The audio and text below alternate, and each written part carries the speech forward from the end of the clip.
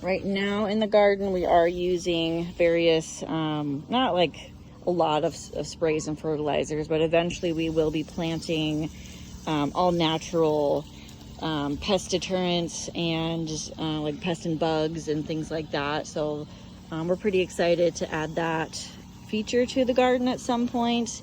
Again, we are hoping to expand next year and add some different features. We might redo kind of the design of where things are planted, just depending on how things grow this year. This is basically our learning curve garden. We've never done this before. My parents have always had gardens, but I've never done one myself. So Ian and I have been wanting to do this for quite a while. So we kind of just jumped into it this year and we're just going to see what happens. We don't expect a whole lot to come of this year as far as production. But again, it's our first garden, so it's more of a learning curve and just kind of figuring out what works and what doesn't and going from there. So we figured we got to start somewhere and we'll just kind of see how things go. The compost pile is definitely helpful.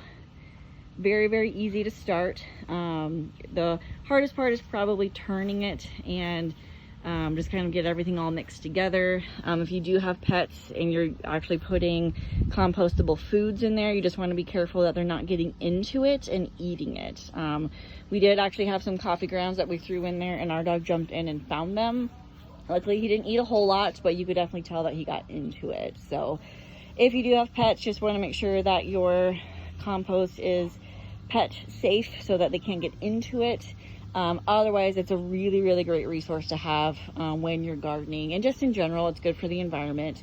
We are hoping to start composting more of our compostable foods that we eat, so salads and other vegetables, eggshells, things like that. We do drink a lot of coffee, so that will be good for both the compost and the garden itself.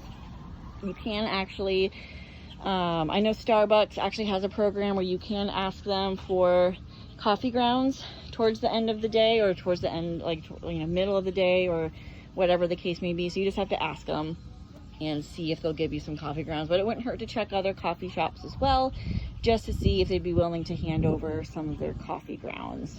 I'm really excited to see how we can turn these pallets into a different kind of composting bin. Just because I've only ever really known this, and then I've seen these tumbler styles before, so it'll be cool to see what we can do with these pallets. But yeah, composting is fairly simple. They do have containers that you can get on Amazon or online that you can compost some of your food items. I just wouldn't recommend any meats. So basically just any fruits or vegetables. Again, coffee grounds are okay. Eggshells I've heard work really well in there. If you do have a big composting pile outside, then you just take your full bin from inside outside.